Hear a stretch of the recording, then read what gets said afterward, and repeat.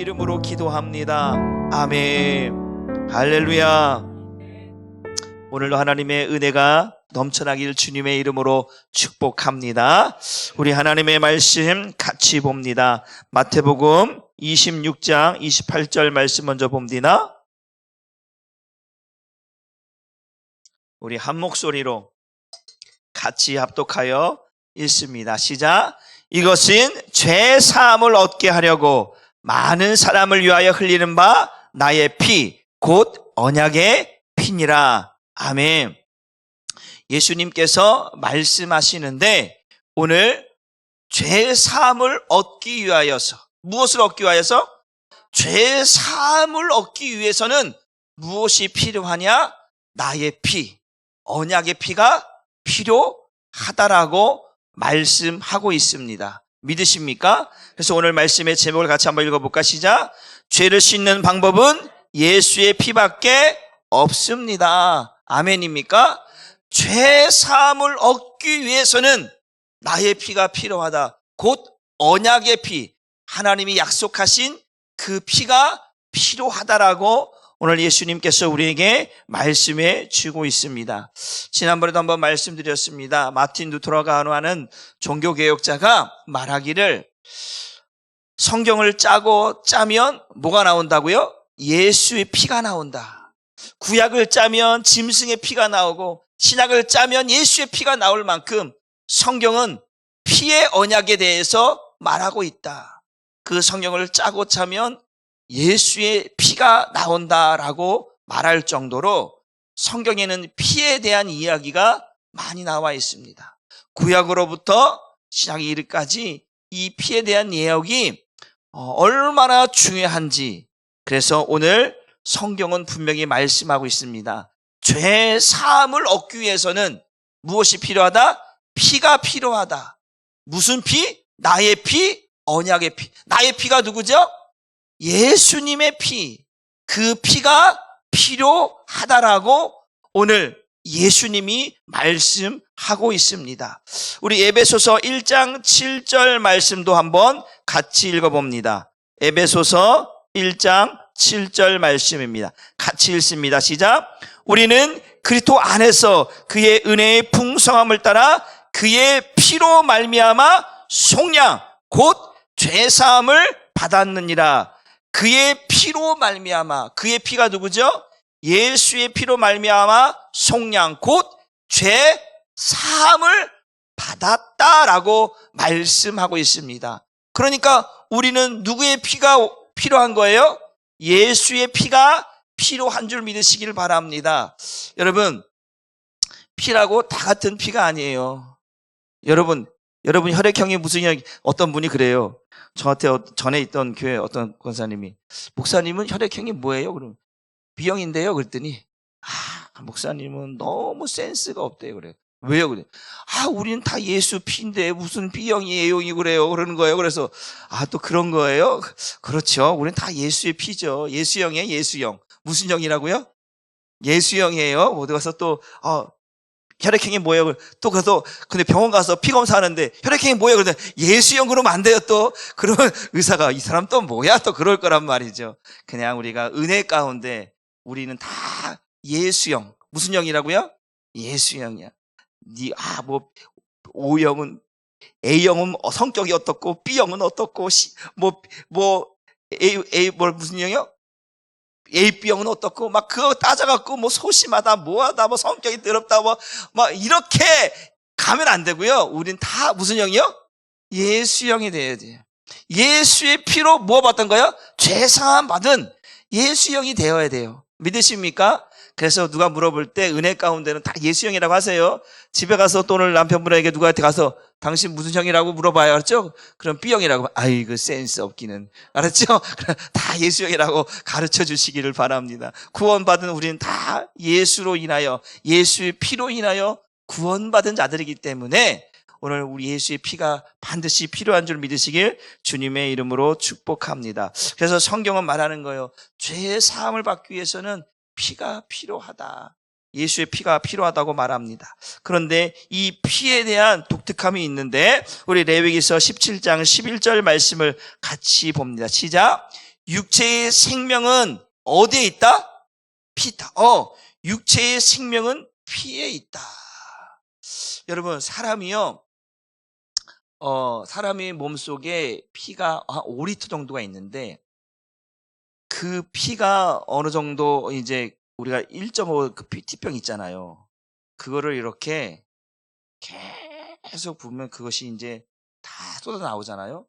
그러면요, 사람이 이제 뭐라냐면 정신이 몽롱하대요. 그 정도 피가 빠져나오면 이제 그러면서 사람이 이제 정신을 잃어버리고 이제 점점점 죽어져 가는 거예요.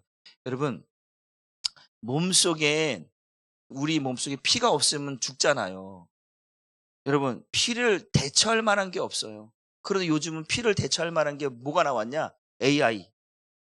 로봇 알죠? 로봇. 그래서 많은 과학자들이, 많은 사람들이 이제 로봇가 인간을 대처할 만한 어떤 그러한 존재로서의 가치를 이제 막 부각시키고 있거든요.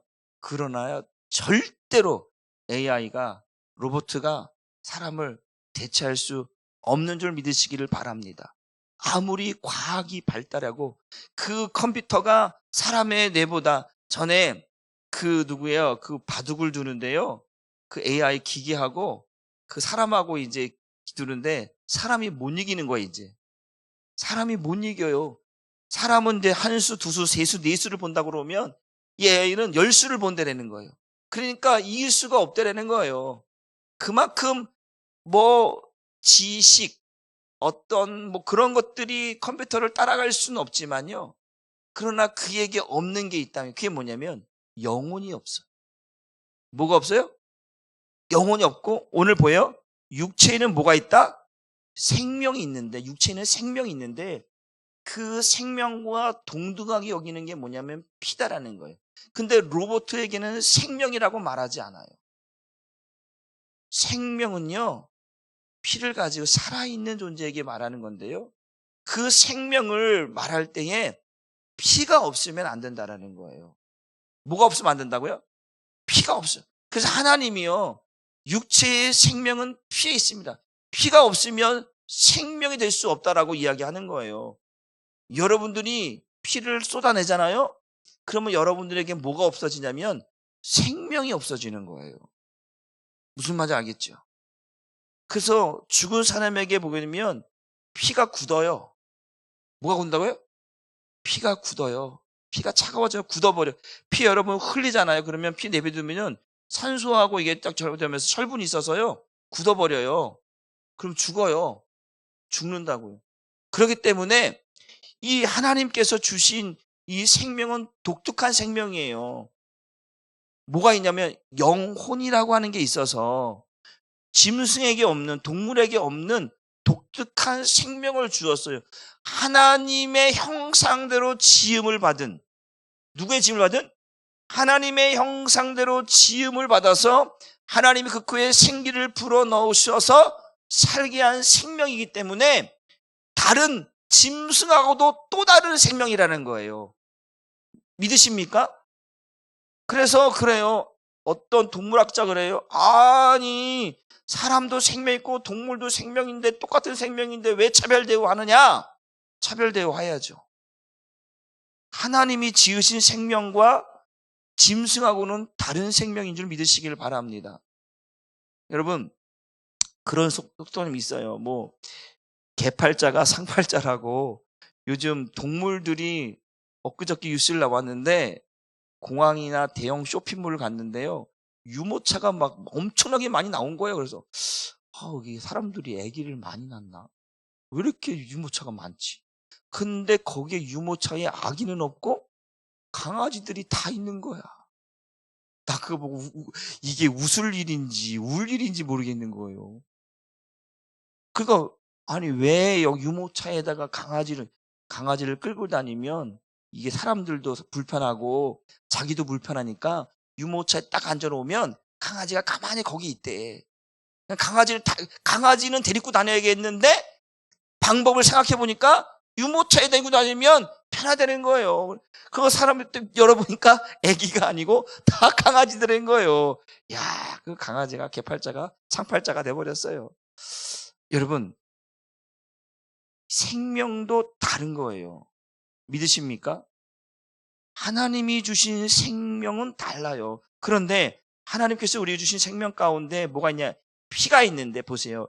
이 피를 이야기하면서 뭘 이야기하냐면 죄라고 하는 것을 하나님이 이야기하려고 해요. 잘 보세요. 육체의 생명은 피에 있으면 내가 이 피를 너에게 주어 제단에 뿌려서 너의 생명을 위하여 뭐하게 하라? 속죄하게 하라는 거예요. 그러니까 피를 이야기하는데 뭘 얘기하냐면 죄를 이야기하고 있다는 거예요. 생명인데 그 생명을 이야기할 때는 피를 얘기하는 거예요. 근데 그 피를 드러낼 때는 반드시 뭐가 따라와야 되냐면 죄라고 하는 것이 딱 이 피하고 떨어질 수 없도록 딱 달라붙는 거예요. 그러니까 하나님께서 너에게 생명이 있는데 너희 안에 피가 있다. 그런데 이 피를 너에게 주어서 제단에 뿌리라는 거예요. 제단에 뿌린다라고 하는 건 하나님 앞에 나아간다라고 하는 의미인데 나아갈 때는 그냥 나갈 수가 없으니까 뭘 뿌리라는 거예요? 피를 뿌려. 피를 뭐라고 했어요? 생명이라는 거예요. 따라서 생명은 피입니다. 피는 생명입니다.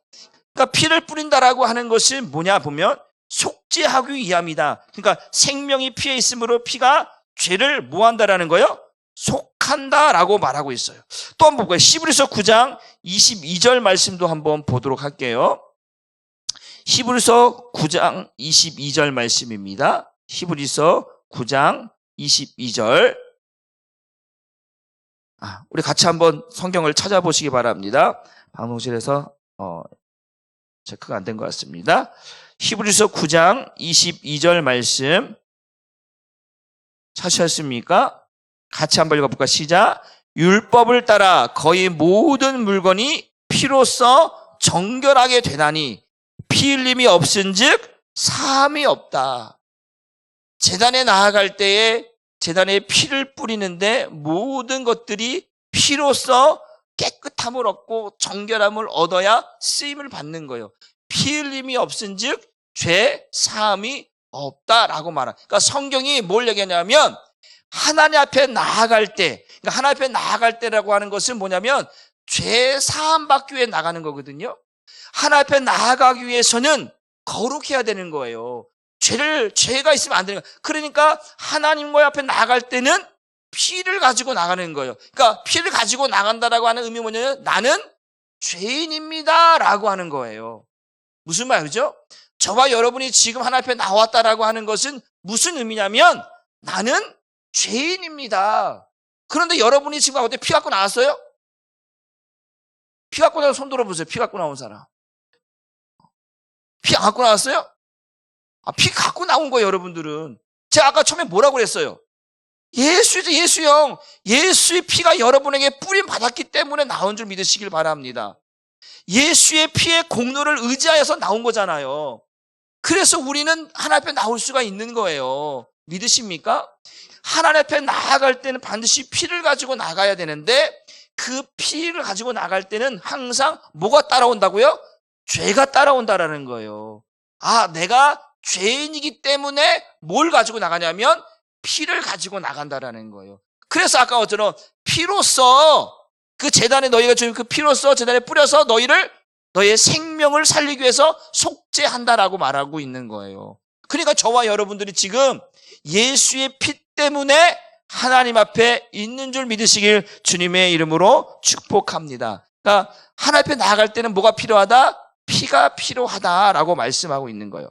여러분, 이 피에는 두 가지 의미가 담겨져 있어요. 또 따라봅시다. 피에는 두 가지 의미가 있습니다. 첫 번째는 뭐냐면 첫 번째는 죽음이에요.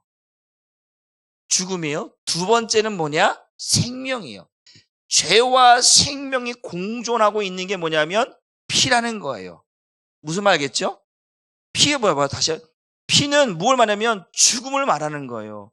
예수님의 피 그러면 뭘 말하는 거예요? 죽음과 생명을 같이 이야기하는 거예요. 믿으십니까? 이해가 되시나요? 예수님이 피 흘리심으로 뭐 했다는 거예요? 죽었다라는 거예요. 근데 예수님이 피 흘림으로써 저와 여러분이 뭐 했다라는 거예요? 살았다라는 거예요.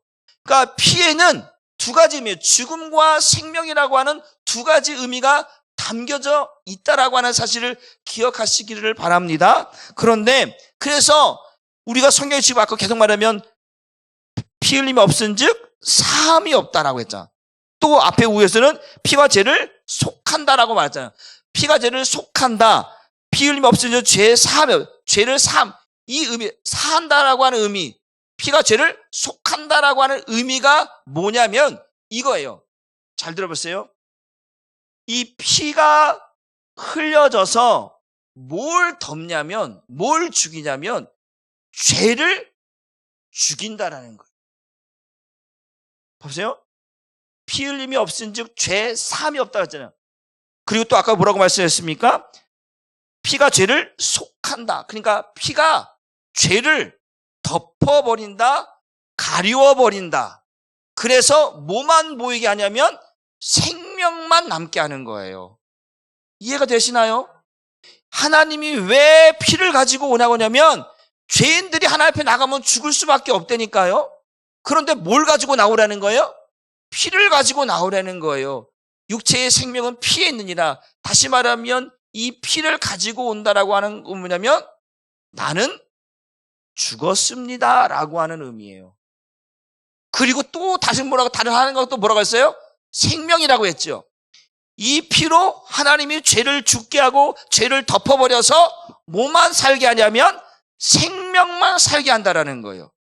그래서 이 피에는 죽음과 생명이 공존하고 있는데 하나님은 우리에게 피를 가지고 나오게 해서 죄를 죽이시고 죄를 덮으셔서 뭐만 살게 하냐면 생명만 살게 하시는 거예요. 그래서 피 흘림이 있은즉 죄사함이 있는 거예요. 피가 없으면 죄사함이 없고 피가 흘려지면 죄가 깨끗해진다라는 거예요. 믿으시길 주님의 이름으로 축복합니다. 그래서 하나님이 성경에 피를 먹지 말라 이렇게 표현하고 있어요. 뭘 먹지 말라? 피를 먹지 말라는 거예요. 왜 피를 먹지 말라고 하냐면 이 피에는 뭐라고 해서 생명이 있다고 그랬죠. 생명을 삼키지 말라는 거예요. 그런데 이게 참 이것 때문에요. 그 여호와 증인들이죠. 여호와 증인들 남자들은 군대를 안 가요. 군대 안 가요. 이 피를 보는 거 싫어요. 피 보는 거. 총도 안 들어요. 그래서 걔들은 진역 생활 하잖아요. 남자들이 군대 안 가서 집총을 안 해요. 총을 만질 수 없다라는 거예요. 남을 죽일 수 없다라는 거예요. 총을 쏠 수가 없다라는 거예요. 그래서 걔들은 지금도 대법원에 가서 아직도 그것이 아주 문제가 되고 있는데 뭐냐면 피를 흘릴 수가 없다라는 거예요. 그러니까 지금 하나님께서 피를 먹지 말라고 하는 의미는 뭐냐면 이 피에 대한 생명의 권한이 누구에게 있냐면 하나님께 있다라는 거예요. 들으시나요? 그 피에 대한 권한이 하나님께 있는데 그 하나님의 권한을 사람이 함부로 해하거나 죽일 수 없다라는 이야기예요. 그래서 속죄라고 하는 개념을 하나님께서 성경에 말하고 있는 의미가 뭐냐면 이 피는 오직 하나님께서만 허락할 때만 쓸 수 있는 거예요. 보세요. 하나님께서 이 피를 먹지 말라. 왜냐면 이거는 생명이다라는 거. 이 생명을 네가 함부로 죽일 수 없다라는 거예요. 그래서 성경은 그래서 구약에서는 이에는 이, 눈에는 눈이자. 그러니까 그래서 구약에 도피성이 있잖아요. 사람을 죽였어요. 그런데 내가 고의로 죽인 게 아니야. 내가 잘못해서 실수 죽였어 그러면 도피성으로 피한단 말이에요. 왜 그런 거예요? 하나님께서 그 피 흘린 거에 대해서 확인하겠다라는 거예요. 그런데 함부로 죽이면 죽지만 그렇지 않을 때는 살려줘요. 그러니까 이 피 흘리는 거에 대해서 하나님이 민감한 거예요. 함부로 죽일 수 없다라는 거예요. 함부로 고의적으로 죽일 수 없다라는 거예요. 그리고 또 한 가지는 뭐냐면 이 생명을 주관하는 자가 하나님이라는 것을 우리에게 알게 하는 거예요. 왜? 너희는 그 생명이 피에 있기 때문에 그 피가 네 마음대로 흘려지거나 쏟아지게 되어지면 그것이 그 피에 대한 대가가 누구에게? 나에게 오는 거예요. 누구에게? 나에게 돌아오는 거예요. 여러분, 하나님께서 이 피를 너무나 중요하게 여기는데 함부로 피 흘리는 거에 대해서는 절대로. 그런데 어느 때만 허락하시느냐? 속죄할 때. 뭐 할 때요? 속죄할 때. 이 피를 허용하신다. 그래서 우리가 너무나 중요한데 이 피는 오직 속죄의 수단으로만 하나님께서 죄인을 향하신 구원의 수단으로만 쓰신다. 성경에서 나오는 이 피를 말할 때는요, 이 피를 가지고 나올 때는 어떨 때만냐면 구원의 수단으로만 허용되는 거예요. 짐승의 피를 내잖아요. 그 짐승의 피를 낼 때는 짐승에게는 죄가 있다 없다. 한번 따라봐요. 죄에게는 짐승에게 죄가 있다 없다. 애매모호하죠. 사람에게는 죄가 있다 없다? 그 짐승에는 죄가 있다 없다. 여러분, 짐승에는 죄가 있다 없다라고 묻지 않아요. 죄를 이야기할 때는 누구에게 되냐면 사람에게 이야기하는 거예요. 그래서 하나님께서 죄와 상관없이 죄 없는 누구? 이 어린 양, 그 양의 피를 내어서 하나님께 나아가는 거예요. 그래서 그 생명을 죽임으로 인하여서 나의 죄가 뭐 하는 거예요? 죽어지는 거예요. 그 피를 가지고 나가니까 그 피가 죽은 피잖아요. 그 어린 양의 피를 가지고 오다라고 하는 것은 생명과 죽음을 가지고 같이 갖고 나온 거예요. 믿으십니까? 생명의 피로 나의 죄를 죽게 하고 그 생명으로 대체하는 거예요. 내 생명을.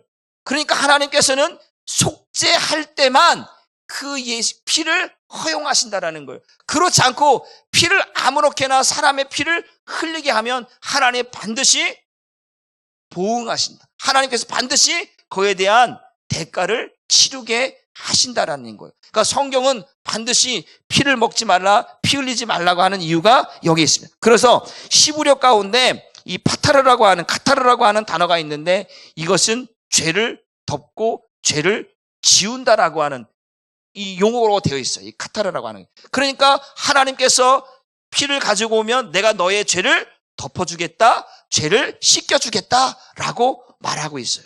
근데 이거에는 한계가 있다. 뭐가 있다요? 한계가 있다라는 거예요. 짐승의 피에는 한계가 있다라는 거예요. 그 생명의 대가에는 한계가 있다라는 거예요. 그래서 하나님께서 우리에게 말씀하고 있는 성경 구절을 봅니다. 히브리서 10장 1절로 4절 말씀을 한번 볼게요. 시작. 율법은 앞으로 올 좋은 일의 그림자에 불과하며 실체 그 자체가 아닙니다. 그러므로 해마다 계속 드리는 똑같은 제사로는 예배드려 나오는 사람들을 완전하게 할 수 없습니다. 만일 그것이 가능했다면 예배드리는 사람들이 단번에 깨끗하게 되어 다시는 죄의식을 갖지 않았을 것이며 제물을 드린 일도 그만두었을 것입니다. 그러나 그 제사는 해마다 죄를 생각나게 할 뿐입니다. 그것은 황소나 염소의 피가 죄를 없애지 못하기 때문입니다. 이게 뭐냐면 짐승의 피를 가지고 하나 앞에 나가는 구약의 율법 제사는 항상 피를 내어서 가야 돼요. 그런데 그 피를 가지고 갔는데 제사를 드렸어요. 하나님께서 용서해 주시는 거예요. 그러면 그 죄는 용서를 받아요. 그런데 어떤 용서냐? 일회성이라는 거예요. 무슨 성이라고요? 일회성인 거예요. 그래서 해마다 죄가 다시 생각나고 해마다 죄를 지으니까 또다시 와서 짐승의 피를 내어서 나 죄인입니다. 용서해 주세요. 라고 또 가지고 나오는 거예요. 그러니까 그것은 황소나 염소의 피로 죄를 없애지는 못한다. 영원하지 않다라는 거예요. 그래서 하나님께서 그러면 어떻게 하느냐? 이 속죄를 해야 되는데 이 백성들이 자기 백성을 구원하는 일에 있어서 하나님의 방법은 뭐냐? 그게 뭐냐면 죄 없는, 뭐 없는? 죄 없는. 똑같아요. 죄 없는 어린 양을 잡는 거지만 거기에는 한계가 있다. 짐승에게는 한계가 있다라는 거예요. 그런데 죄 없는 누구? 하나님의 아들을 어떻게 성육신, 인간의 몸을 입게 하셔서 뭐 흘리시게 하시는 거예요? 피를 흘리게 하신다라는 거예요. 그러니까 성육신은 그냥 우리가 하나님이 인간의 몸을 입고 오셨다라고 하는 의미가 아니고 거기에는 의미가 있는 거 뭐냐면 피를 흘리게 하게 했다는 의미가 있다라는 거예요. 내가 예수를 통해서 피 흘리게 하겠다라는 거예요. 왜? 피는 항상 뭐가 따라온다고 했어요? 죄가 따라온다고 했죠. 죄가 따라오는데 예수의 피를 흘려서 죄를 죽게 하고 예수의 생명을 내어 주어서 우리를 살게 한다라는 거예요. 성육신의 의미에 여기에 이게 담겨 있는 거예요. 그래서 마태복음 1장 21절 다시 한번 읽어볼까요? 시작. 아들을 낳으리니 이름을 예수라 하라. 이는 그가 자기 백성을 그들의 죄에서 구원할 자. 아들을 보내주겠다. 그러니까 육신을 입고 이 땅에 오실 그 하나님의 아들이 있다라는 거죠. 근데 아들이 오시는 게 뭐예요? 자기 백성을 무에서 죄에서 구원하는 거예요. 아까 죄에서 구원하려면 죄를 씻기 위해서는 뭐가 필요하다? 피가 필요하는데, 근데 아까 짐승의 필요는 한계가 있다. 일회성인 거예요. 해마다 죄가 생각나. 황소나 염소의 피로는 절대 영원한 속죄, 완전한 구원을 이룰 수 없으니까 죄 없는 누구? 하나님의 아들을 이 땅에 성육신, 인간의 몸을 입게 하셔서 그분의 피가 필요하다는 거예요. 죄 없는 하나님의 아들의 피가 필요하다. 그 죄 없는 아들의 피가 있어야 죄의 사함을 받을 수 있다. 그러니까 아들이 오셔서 하는 일이 뭐냐요? 죽는 거예요. 피를 흘려서 뭐 하는 거라고요? 죽는 거예요. 피를 흘려서 또 뭐 하는 거예요? 살리는 거예요. 그러니까 피에는 죽음과 생명이 공존하는데 그 누구의 피? 예수의 피로만 우리가 죽고 예수의 피로만 우리가 사는 줄 믿으시길 주님의 이름으로 축복합니다. 한번 따라서 예수 생명, 예수 피, 같은 의미인 줄 믿으시길 바랍니다. 생명은 피에 있다. 예수 생명은 곧 예수의 피고 그 예수의 피가 예수의 생명인데 그 예수의 피가 흘려짐으로 죄가 죽어지고 예수의 피를 흘림으로 우리가 사는 것처럼 예수의 생명을 내어줌으로 죄가 죽고 우리가 사는 줄 믿으시길 주님의 이름으로 축복합니다. 예수의 생명을 내어주고 예수의 피로 우리를 뿌려주신 것은 보세요. 히브리서 9장 12절의 말씀을 같이 봅니다. 시작. 단 한 번의 지성소에 들어가셨습니다. 보세요. 몇 번 들어갔다고요? 한 번 들어갔어요. 그런데 구약의 율법 제사는 해마다 들어가야 돼요. 해마다. 매년마다 대제사장이 백성들의 죄를 가지고 해마다 들어가야 돼요. 그런데 예수님은 한 번 들어가셔서 뭘 하시느냐? 시작. 그는 염소나 송아지의 피로서가 아니라 자기의 피로서 우리에게 영원한 구원을 이루셨습니다. 영원한 구원이라고 하는 것은 뭐냐면 다시는 죄로 인하여서 피를 내어서 가지고 갈 필요가 없다. 어떻게 되냐? 이제는 예수의 피가 우리 안에 있다라는 거예요. 그래서 보세요. 여러분들이 지난번에 봤어요. 여러분들은 성전인 줄 믿으시길 바랍니다. 여러분의 성령께서, 여러분 안에 예수께서, 여러분에게서 하나님께서 임마누엘, 하나님이 되어주셔서 여러분 안에 계시기 때문에 그 예수가 여러분 안에 살고 있기 때문에 예수의 피가 여러분에 흐르고 있기 때문에 우리가 성전인 줄 믿으시길 바랍니다. 그래서 우리가 하나님 앞에 나아갈 수 있게 되는 줄 믿으시길 바랍니다. 지난번에도 말씀했어요. 히브리서 10장 22절 말씀을 한번 찾아보시길 바랍니다. 이것을 우리 성경으로 한번 다른 성경으로 한번 찾아주시기 바랍니다. 이것을 세번역 성경으로 한번 찾아주시기 바랍니다. 우리 성경을 한번 읽고 세번역 성경을 볼게요. 히브리서 10장 22절 말씀입니다. 히브리서 10장 22절 말씀을 같이 한번 읽어보도록 합니다. 찾으셨습니까? 같이 읽어볼게요. 시작. 우리가 마음의 뿌림을 받아 악한 양심으로부터 벗어나고 몸은 맑은 물로 씻음을 받았으니 참 마음과 온전한 믿음으로 하나님께 나아가자. 하나님께 나아가는데 마음에다가 뿌림을 뭘 뿌려야 돼? 근데 이걸 다시 한번 세번역 성경 찾았으면 한번 띄워주시면 감사하겠습니다. 시작. 그러니 우리는 확고한 믿음을 가지고 참된 마음으로 하나님께 나아갑시다. 우리는 마음에다가 누구의 피를? 예수의 피를 뿌려서 죄책감에서 벗어나고 맑은 물로 몸을 깨끗이 씻었습니다. 보세요. 하나님께 나아가야 되는데 우리가 지금 하나님 앞에 나온 거예요? 안 나온 거예요? 나왔죠. 하나님 앞에 나왔어요. 그런데 어떻게 나왔느냐? 우리 마음에다가 뿌림을 받았대. 뭘 뿌렸느냐? 참된 마음을 함께 나아갑시다. 우리는 마음에다가 누구의 피를?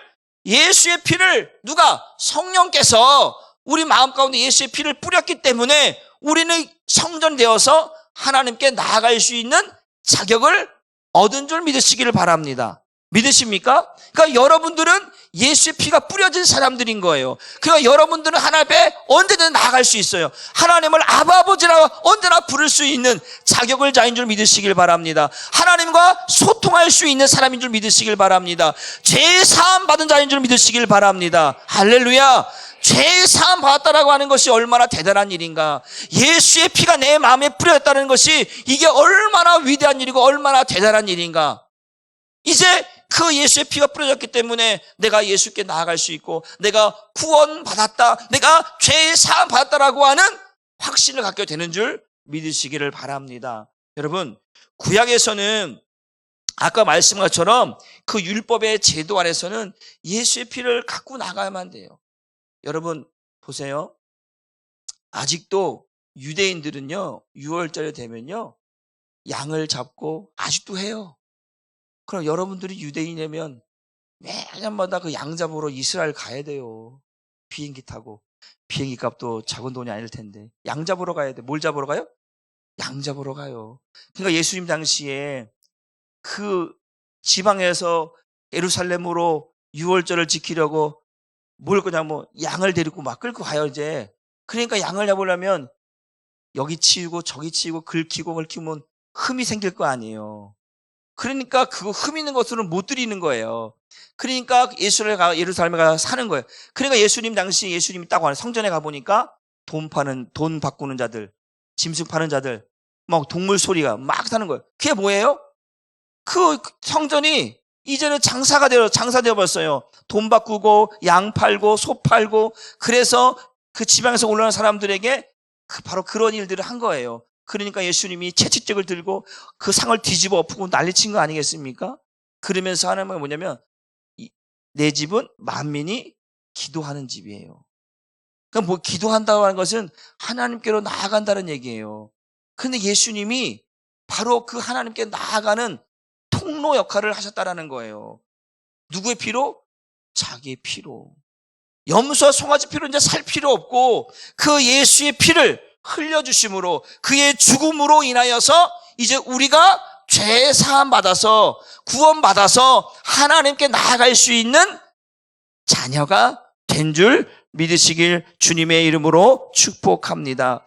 여러분, 예수님이 십자가에 죽으셨어요. 성육신 하셔서 이 땅에 오셔서 그 예수님이 십자가에 죽으셨을 때에 제가 말씀드렸어요. 그 십자가에 죽는 의미는 뭐냐? 피를 흘리는 거예요. 피를 흘려서 뭐 하느냐? 생명을 살리는 거예요. 그러니까 그의 피가 결국 하나님이 아들로 이 땅에 선에서 보내신 것은 뭐 하는 거예요? 자기 백성을 죄에서 구원하는데 반드시 자기 백성을 구원하기 위해서는 피가 필요하다. 아멘입니까? 그 피를 흘려서 뭐하기 위해서? 저와 여러분들을 뭐하기 위해서? 생명으로 살리는 일이 십자가의 사건이다. 믿으시길 주님의 이름으로 축복합니다. 그러니까 죄를 씻는 방법은 피밖에 없다. 그 피는 누구의 피만? 예수의 피가 필요하다는 거예요. 여러분, 제가 건강강에서 우리 교회에 피가 제일 많은 사람이 아마 저 강대건 청년 같아요. 제일 건강한 것 같아요. 아무리 건강하더라도 우리가 예를 들어서 피가 모자라면 헌혈 받잖아요. 맞는 혈액형끼리 헌혈 받잖아요. 그런데 보세요. O형은 피를 다 줄 수 있다고 하잖아요. 그렇죠? 다른 형들은 안 돼서 안 돼요. 그런데 보세요. 성경이 왜 예수의 피를 우리에게 뿌려주셨다고 하셨을까? 왜 예수의 피가 아니면 안 된다고 하셨을까? 여러분, 죄는요 반드시 죽어지고 덮어져야 합니다. 죄가 드러나면요, 여러분 그러잖아요. 우리가 세상에서 죄를 지었어요. 죄를 지었는데 내가 가서 자수하는 거 하고 누가 경찰이 와서 잡혀가는 거 하고 이게 죄값이 달라져요. 무슨 말인지 알죠? 보세요. 내가 죄를 지었는데 내가 하나님 앞에 그냥 나가면 이거는 쉽게 말하면 자수가 아닌 거예요. 쉽게 말, 내가 좀 설명을 좀 서툴어서 그런데 이해를 하세요. 내가 죄를 지었어요. 그 죄를 지었는데 하나님께 나아가야 돼. 그런데 다른 것을 가지고 나아가면 내가 아무리 죄의 사함을 받고 싶어도 죄의 사함을 받을 수가 없어요. 그런데 내가 죄의 사함을 받고 싶은데 내가 예수님 앞에 고백하면 예수님, 내가 죄인입니다. 고백하는 순간, 뭐 하는 순간? 예수의 피가 내 안에 뿌려진다라는 거예요. 그래서 로마서에 말하는 거예요. 마음으로 믿어 입으로 시인하여 구원을 얻으리라. 마음으로 믿는 거예요. 마음으로 몸이 예수께서 십자가에 죽으셨음을, 그 예수의 피가 내 마음에 뿌려졌음을 믿고 그것을 시인하면 구원을 얻으리라. 그러니까 여러분들이 지금 여기에 나와 있는 것은 단순한 그런 예배 자리가 아니라 여러분 안에 예수의 피가 뿌려져서 여러분들을 하나님께서 이제 구원받은 자로 살게 하셨다. 여러분들이 이제 마음껏 하나님의 자녀가 되어져서 하나님의 이름을 부를 수 있는, 하나님께 나아갈 수 있는 자녀가 되었다. 믿으십니까? 제가 예전에요, 제가 이제 중학교 처음 이제 신학생활 지난번 얘기했잖아요. 수요일 날도. 막 이제 교회를 중학교 때 이제 여자친구 따라서 이제 교회 나갔다가 이 강대상이 있는데 거기는요, 참 희한해요. 여기 성수전하고 요 강대상 사이에 커튼 있죠. 그거 휘장 같은 거 있잖아요. 큰 거를 딱 해놓고 예배 끝나면 이걸 닫아놔요. 이거를 예배 끝나면 닫아놔. 여기는 거룩한 곳이라고. 그러고 거기를 이제 모르고 이제 교회를 일찍 갔네요. 교회 일찍 가고 거기를 쉬었고 내가 거기 들어가서 거기서 이제 여기 왜 이렇게 해놨나고 막 하더니 전도사님이 거기는 거룩한 곳인데 왜 들어갔느냐고 막 그러는 거예요. 그래서 막 야단을 맞았어요. 그때는 거기 들어가면 안 되는 줄 알았어요. 들어가면 안 될까요? 여러분 여기 나오면 안 돼요? 돼요, 안 돼요? 되잖아요. 여러분에게는 보세요. 여기는 예수님이 죽으심으로 휘장이 위로부터 아래로 찢겨졌죠. 뭐가? 그 예수의 피로써.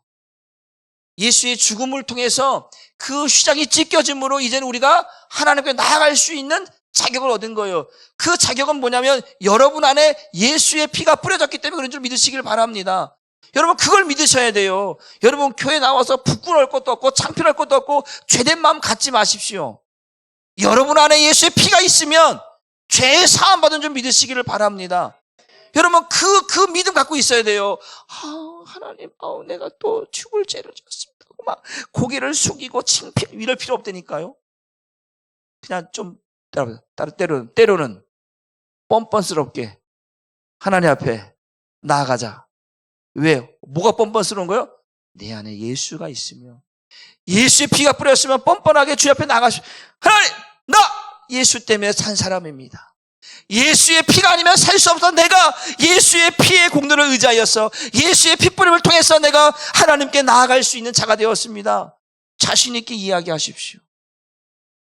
그러면 하나님께 이놈 자식 뭐가 이렇게 대단한지, 뭐가 이렇게 이렇게 나한테 자신 있게 이야기하는 거야? 딱 보니까 예수의 피가 뿌려진 거예요. 여러분 그러면 죄의 문제는 아무것도 아닙니다. 믿으십니까? 예수의 피가 뿌려진 사람들은 죄와 아무런 상관이 없는 거예요. 구원과 구원 못 받는다? 여러분 어떤 사람이 여러분에게 구원 받았습니까? 물어보는 사람도 있어요. 구원파들이. 여러분들 어떤 사람은 내가 죄를 지어서 하나님 앞에 실수한 게 있어요. 제가 죄를 지어갖고요. 제가 구원 받았는지 확신이 안 서요. 이러면 안 됩니다. 따라합시다. 내 안에 예수 있다. 다시 한번 내 안에 예수의 피가 흐르고 있다. 여러분 그러면 됩니다. 그 예수의 피로 나는 하나님의 자녀가 되었고 그 예수의 피로 구원을 받은 사람입니다. 예수의 피만이 나의 죄를 씻길 수 있습니다. 그 어떤 것으로도, 짐승의 피로도 어떤 것으로도 죄의 씻음 받을 수 없지만 예수님이 이 땅에 오셔서 나를 위해 십자가에 죽으심으로, 피 흘리심으로 나의 죄가 씻겨졌고 나의 죄가 깨끗해졌다. 그래서 내가 하나님의 자녀가 되었다. 믿으십니까? 여러분, 이 믿음 가지고 여러분 끝까지 사단의 유혹에 넘어가지 않기를 주님의 이름으로 축복합니다. 구원에 대해서 흔들림이 없기를 주님의 이름으로 축복합니다. 내 안엔 예수의 피가 흐르고 있고 내 안엔 예수님이 살아계셔서 나는 언제든지 하나님 나라에 갈 수 있다라고 하는 믿음과 확신이 있기를 주님의 이름으로 축복합니다. 아멘. 우리 이 시간에 찬양 우리 259장 부르시고 또 뜨겁게 기도합니다.